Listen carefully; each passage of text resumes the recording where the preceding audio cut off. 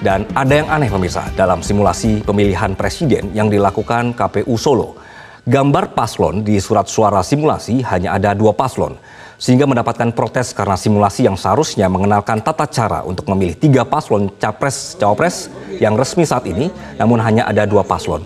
Bentuk surat suara yang diprotes adalah seperti yang Anda saksikan ini. Jadi hanya ada 2 paslon, calon presiden dan wakil presiden. Assalamualaikum warahmatullahi wabarakatuh. Waalaikumsalam warahmatullahi wabarakatuh. Alhamdulillahi wa syukurillah wa ni'matillah la haula wa la quwata illa billah. Pemirsa, kita akan mendengarkan pembacaan berita yang akan dibacakan oleh Bung Kameramen. Bung Kameramen, apa kabarnya nih? Alhamdulillah baik Bung Alfian. Semoga Bung Alfian juga baik nih Bung Alfian. Nah, Amin, Allahumma amin. Ini ada berita dari Detik News. Judulnya adalah gelar simulasi pencoblosan Pilpres pakai 2 paslon. KPU Banten klarifikasi. Coba saya bacakan dulu Bung Alfian beritanya. Komisioner KPU Banten Ahmad Sujai memberikan klarifikasi terkait simulasi pencoblosan calon paslon presiden menggunakan 2 gambar paslon. Dia mengatakan gambar yang dipasang bukan pasangan calon tertentu dan tidak memiliki penomoran sesuai pasangan calon yang telah ditetapkan. Waduh, udah ada pembelaan nih. Bagaimana respon awal ya Bung Alfian? Ini pesan buat semua pemirsa, para yang memperhatikan penayangan ini, bahwa kecurangan ini variasinya banyak, variannya banyak. Maka untuk menanggapi simulasi yang di Banten, saya nyatakan dengan pengalaman saya berpolitik praktis selama 35 tahun lebih ya. Saya katakan bahwa ini adalah sebuah kenyataan dan sebuah fakta praktek kecurangan. Jadi mereka hanya memberikan pilihan nomor 2 atau nomor 3. Karena masyarakat dibuat untuk mengalami kehilangan jejak.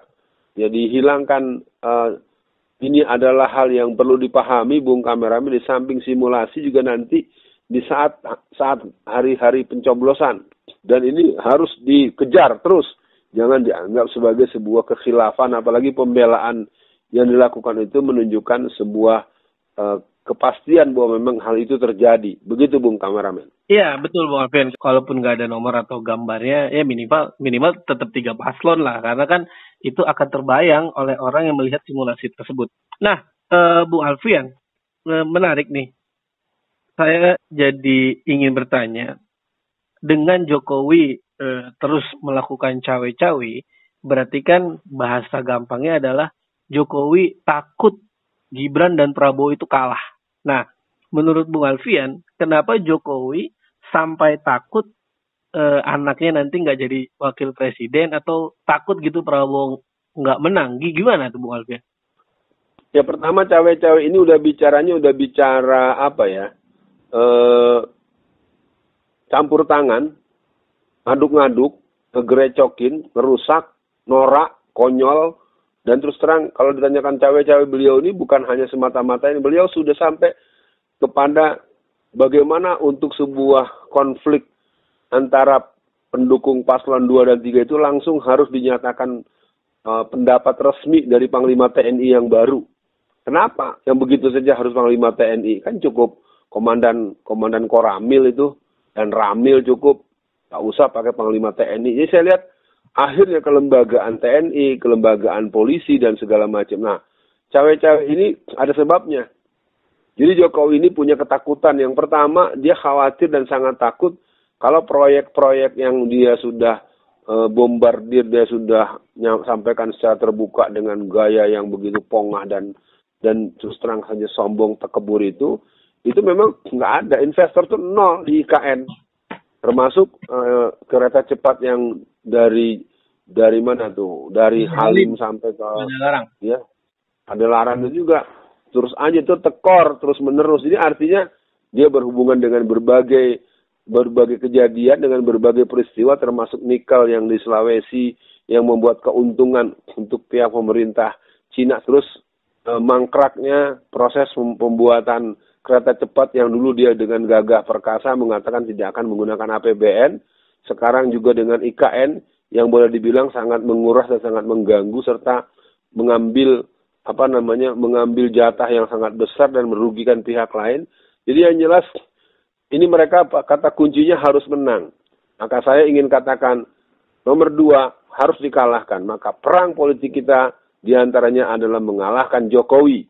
Jokowi harus dikalahkan dalam pemilu 2024 pada tanggal 14 bulan Februari 2024. Kita bisa mengalahkan Jokowi karena dulu orang juga khawatir dengan kekuasaan Soeharto, orang khawatir dengan kekuasaan Soekarno, semua yang berkuasa. Jangankan Jokowi, Fir'aun sama Namrud aja jebol.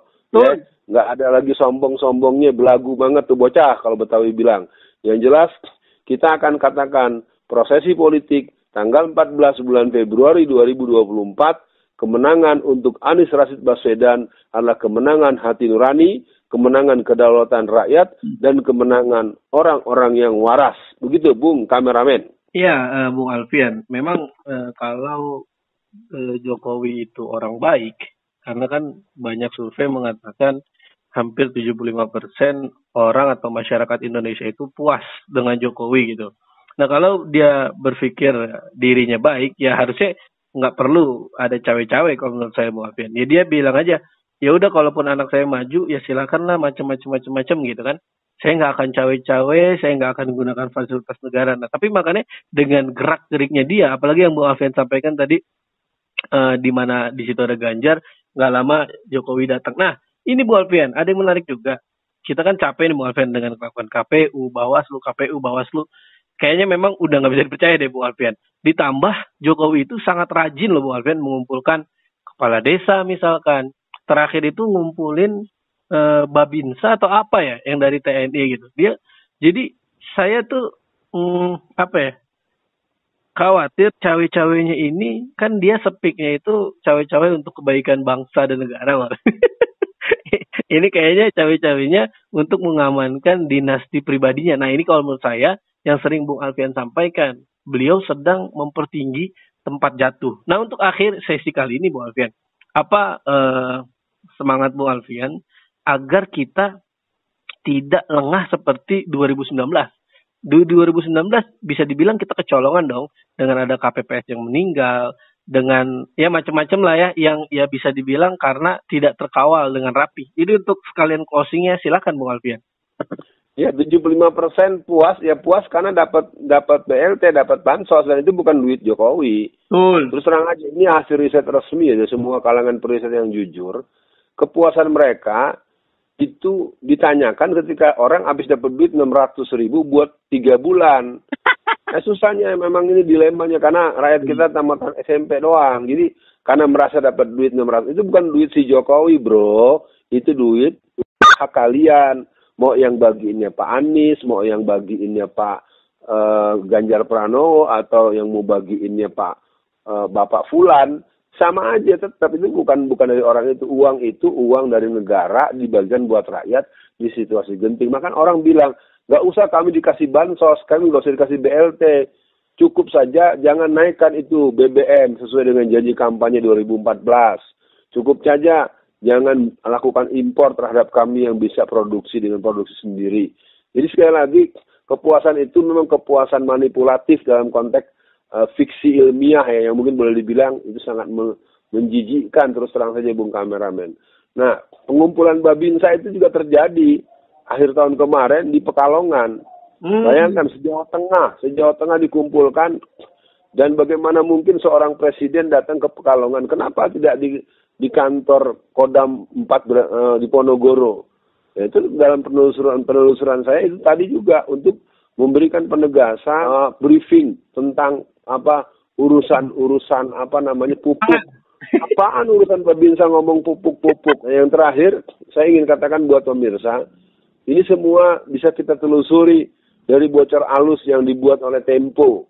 Ya, ini adalah ambisi seorang ibu yang sudah melampaui batas kepatutan. Ini bukan wapres, Bung Kameramen, jadi presiden. Jadi pikiran dia, Pak Prabowo ini kan umur 72 tahun atau lebih. Nah, biar Pak Prabowo nanti berhalangan tetap, anaknya jadi presiden. Jadi dia betul-betul, anak yang satu lagi ketua partai.